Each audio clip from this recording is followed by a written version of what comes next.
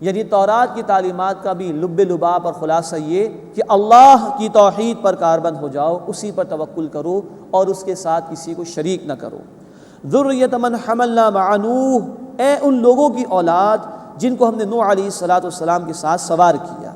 یعنی طوفان نوح کے بعد جو نسل انسانی آگے بڑھی ہے تو نوح علیہ السلام کی اولاد سے یہ سلسلہ آگے چلا، اور جو لوگ اس کشتی میں سوار تھے تو یہ انہی کی اولاد میں سے، اس لیے کہا گیا ذریۃ من حملنا مع نوح، اے ان لوگوں کی اولاد جن کو ہم نے نوح علیہ السلام کے ساتھ سوار کیا۔ انہ کان عبدا شکورا، بے شک وہ بہت شکر گزار بندے تھے، یعنی نوح علیہ السلام۔ وقضینا الی بنی اسرائیل فی الکتاب، اور ہم نے بنی اسرائیل کو کتاب میں طے کر دیا، لتفسدن فی الارض مرتین، کہ بے شک تم زمین میں 2 مرتبہ فساد مچاؤ گے، ولتعلن علوا کبیرا، اور بڑی سرکشی کرو گے۔ یہ اشارہ اس بات کی طرف ہے کہ یہ سرکشی کریں گے زمین میں اور اللہ کی طرف سے ان پر عذاب مسلط کیا جائے۔ فَإِذَا جَاءَ وَعْدُ أُولَاهُمَا بَعَثْنَا عَلَيْكُمْ عِبَادًا لَنَا أُولِي بَأْسٍ شَدِيدٍ، پس جب دونوں میں سے پہلے وعدے کا وقت آیا تو ہم نے تم پر اپنے سخت لڑائی والے بندے بھیجے۔ فَجَاسُوا خِلَالَ الدِّيَارِ، وہ شہروں میں بیچوں بیچ گھروں کے داخل ہو گئے۔ وَكَانَ وَعْدًا مَفْعُولًا، اور یہ ایک وعدہ تھا پورا ہو کر رہنے والا۔ یہ پہلے عذاب کا ذکر آیا۔ ثُمَّ رَدَدْنَا لَكُمُ الْكَرَّةَ عَلَيْهِمْ، پھر ہم نے ان پر تمہاری باری پھیر دی، یعنی تمہیں عروج عطا فرمایا، غلبہ عطا فرمایا۔ وَأَمْدَدْنَاكُمْ بِأَمْوَالٍ وَبَنِينَ، اور مالوں سے اور بیٹوں سے ہم نے تمہیں مدد عطا فرمائی۔ وَجَعَلْنَاكُمْ أَكْثَرَ نَفِيرًا، اور ہم نے تمہیں نفری میں بڑھا دیا، تعداد زیادہ عطا فرما دی۔ یہ عروج کا ذکر چل رہا ہے۔ ان احسنتم احسنتم لانفسکم، اگر تم بھلائی کرو گے تو اپنے بھلے کے لیے ہی، اپنی جانوں کے لیے کرو گے۔ وَإِنْ أَسَأْتُمْ، اور اگر تم نے برائی کی، فَلَهَا، تو اپنی جانوں کے لیے، مراد اس کا وبال تم پر ہی آئے گا۔ اب دوسری سرکشی کا ان کا ذکر اور دوسری مرتبہ جو ان پر زوال آیا اللہ کی طرف سے، اس کا ذکر ہے۔ فَإِذَا جَاءَ وَعْدُ الْآخِرَةِ لِيَسُوءُ وُجُوهَكُمْ، اور جب دوسرے وعدے کا وقت آیا تاکہ اللہ ان کو سزا دے، فرمایا لِيَسُوءُ وُجُوهَكُمْ، تاکہ وہ دشمن تمہارے چہرے بگاڑ دیں۔ وَلْيَدْخُلُوا الْمَسْجِدَ كَمَا دَخَلُوهُ أَوَّلَ مَرَّةٍ، اور وہ مسجد میں داخل ہو جائیں جیسے وہ پہلی مرتبہ داخل ہوئے تھے۔ وَلْيُتَبِّرُوا مَا عَلَوْا تَتْبِيرًا، اور یہ کہ جہاں غلبہ پائیں پوری طرح برباد کر ڈالیں۔ یہ تاریخ بنی اسرائیل کے کچھ حالات اللہ نے بیان فرمائے۔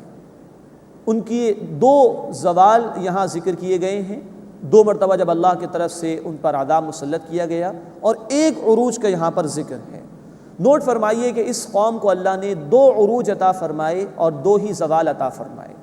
ہم پڑھ چکے ہیں سورۃ البقرہ رکوع نمبر 32 اور 33 میں، جناب طالوت کے ذریعے سے ان کو اللہ نے غلبہ عطا فرمایا تھا، اور ان کے بعد پھر داؤد علیہ السلام کی بادشاہت، پھر سلیمان علیہ السلام کی بادشاہت بھی ان کو دی گئی، اور یہ ان کا بہترین دور تھا جس سے یہ گزرے تھے۔ اس کے بعد انہوں نے تورات کی خلاف ورزی کی، نافرمانی کی اللہ تعالیٰ کے احکامات پر، تو اللہ کی طرف سے عذاب مسلط کیا گیا، جس کا ذکر آیا ہے آیت نمبر 5 میں۔ اور عیسیٰ علیہ السلام سے تقریباً 587 برس پہلے 587 BCE عراق کے علاقے سے بخت نصر نامی بادشاہ آیا، اور اس نے خوب تباہی مچائی اور 6 لاکھ یہودی قتل کیے، اور 6 لاکھ کو وہ قید کر کے لے گیا، اور خوب تباہی یروشلم میں اس نے مچا دی۔ یہ ان کا پہلا زوال تھا۔ اس کے بعد اللہ نے ان کے ساتھ رحمت کا معاملہ فرمایا، جیسا کہ آیت نمبر 6 میں ذکر آ رہا ہے، اور حضرت عزیر علیہ السلام کے ذریعے سے ان کے ہاں رینائسنس ہوئی، ان کے ہاں دوبارہ جو ہے وہ محنت ہوئی، انقلاب برپا ہوا، ان کو اللہ نے غلبہ عطا فرمایا۔ 170 قبل مسیح سے لے کر 67 قبل مسیح تک، یعنی 170 BCE سے لے کر 67 BCE تک یہ پیریڈ ان کا رہا۔ اللہ نے ان کو دوسرا عروج عطا فرما دی۔ اس کے بعد پھر انہوں نے نافرمانی کی اور اللہ کے احکامات کی خلاف ورزی کی، یہاں تک کہ انبیاء کو بھی شہید کیا۔ حضرت زکریا علیہ السلام کو شہید کیا، حضرت یحییٰ علیہ السلام کو شہید کیا، پھر ان پر اللہ کی طرف سے عذاب مسلط کیا گیا، جس کا ذکر آیا ہے آیت نمبر 7 میں۔ اور 70 عیسوی میں، عیسیٰ علیہ السلام کے 70 برس کے بعد تقریباً، رومی بادشاہ ٹائٹس اس کا نام تھا، وہ آیا اور اس سے پھر یروشلم میں تباہی مچائی اور 1,33,000 کے قریب یہودی اس نے قتل کیے، 67,000 کو وہ قید کر کے لے گیا۔ یہ دوسرا زوال تھا جو ان پر مسلط کیا گیا۔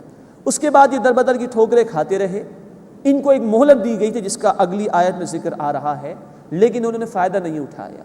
اور گزشتہ صدی میں ہم دیکھتے ہیں کہ ہٹلر نے 60 لاکھ یہودی قتل کیے تھے۔ یہ ان پر اللہ کی طرف سے طرح طرح کے عذاب مسلط ہوئے۔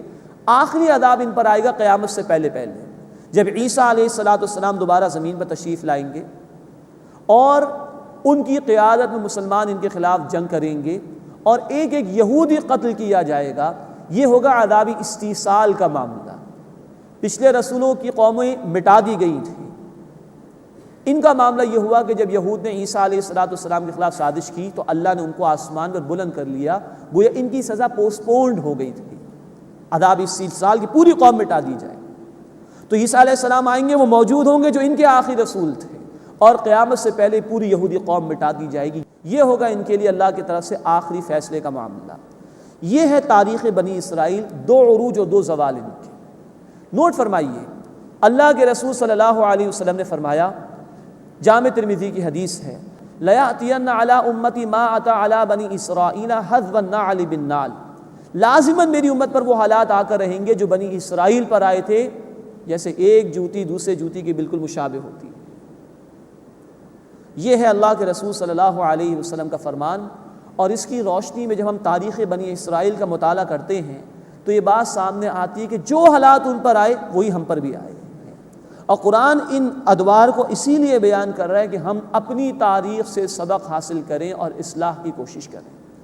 چنانچہ ہمارا پہلا عروج، اسلام کا عروج، رسول اللہ صلی اللہ علیہ وسلم کے دور سے شروع ہو گیا، دین حق غالب ہوا، اور 8ویں 9ویں 10ویں صدی عیسوی تک بنو امیہ بنو عباس کے دور تک یہ عروج چلتا رہا۔ اس کے بعد پھر ڈاؤن فال شروع ہوا ہے، زوال آیا ہمارا پہلا 12ویں 13ویں صدی عیسوی میں۔ نوٹ فرمائیے کہ صلیبی جنگیں ہوئیں، 1099 میں مسجد اقصیٰ کی حرمت پامال ہوئی، اور 1258 عیسوی میں تاتاریوں نے بغداد میں تباہی مچائی۔ یہ ہمارا پہلا زوال۔ اس کے بعد پھر مسلمانوں کو اللہ نے آگے بڑھنے کی توفیق دی، 16ویں صدی عیسوی میں ہمیں عروج ملا، اور ترکان عثمانی، ترکان تیموری، ان کے ذریعے سے کچھ فتوحات ہمیں ملیں، اور 1526 عیسوی میں سلطنت عثمانیہ قائم ہوئی، اور ایشیا، افریقہ اور یورپ تک ہماری سلطنت پھیل گئی۔ یہ مسلمانوں کا عروج تھا دوسرا۔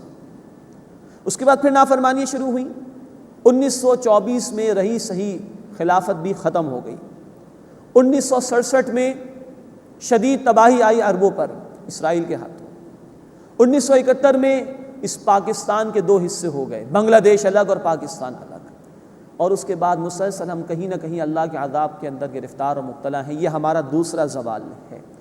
لیکن نوٹ فرمائیے کہ اللہ کے وعدے ہیں قرآن میں، اور اللہ کے رسول صلی اللہ علیہ وسلم کی بشارات ہیں احادیث میں کہ قیامت سے پہلے دوبارہ اسلام غالب ہوگا۔ اسلام کا غلبہ ایک ہی دفعہ ہوا تھا رسول اللہ کے دور میں صلی اللہ علیہ وسلم۔ اس کے بعد جو سلطنت عثمانیہ کا معاملہ ہے وہ مسلمانوں کا غلبہ ہے۔ اب جو ہوگا وہ اسلام کا غلبہ ہوگا، اسلامک رینیسنس ہوگی، اللہ کا دین غالب ہوگا۔ اور مسلم شریف کی روایت ہے، اللہ کے رسول صلی اللہ علیہ وسلم نے فرمایا، مجھے پوری زمین لپیٹ کر دکھا دی گئی، میں نے اس کے مشرق بھی دیکھے، مغرب بھی دیکھے، اور میری امت کا اقتدار وہاں تک پہنچے گا جہاں تک زمین مجھے لپیٹ کے دکھا دی گئی۔ وقت فرصت ہے، کہاں کام ابھی باقی ہے، نور توحید کا اتمام ابھی باقی ہے۔ اب یہ ذمہ داری ہمارے کاندھوں پر ہے، ہم اپنی تاریخ سے سبق حاصل کریں اور آنے والے روشن دور کے لیے تیاری کریں۔ اللہ ہمیں اس کی توفیق عطا فرمائے۔ اب نوٹ فرمائیے، نبی صلی اللہ علیہ وسلم کے دور میں یہود موجود تھے، ان کو ایک مہلت دی گئی کہ یہ قرآن آ گیا، اس کو قبول کر لو، تم پر سے ذلت ختم کر دی جائے گی۔ یہ ذکر ہے جو اگلی آیت میں آ رہا ہے، اور یہ اب ہمارے لیے بھی ہے کہ ہم زوال سے نکلنا چاہتے ہیں تو قرآن کو ہمیں تھامنا ہوگا۔ فرمایا کہ عَسَىٰ رَبُّكُمْ أَن يَرْحَمَكُمْ، قریب ہے کہ تمہارا رب تم پر رحم فرمائے، وَإِنْ عُدْتُمْ عُدْنَا، اور اگر تم پھر وہی کرو گے تو ہم بھی وہی کریں گے۔ یہ یہود کو کہا جا رہا ہے جو نبی صلی اللہ علیہ وسلم کے دور میں تھے، قبول کر لو آخری رسول کی دعوت کو تو بخش دیے جاؤ گے، اللہ رحم فرما دے گا، نہیں کرو گے تو پہلے بھی زوال سے 2 4 ہوئے، پہلے بھی اللہ کے عذاب میں مبتلا ہوئے، اب بھی تمہارے ساتھ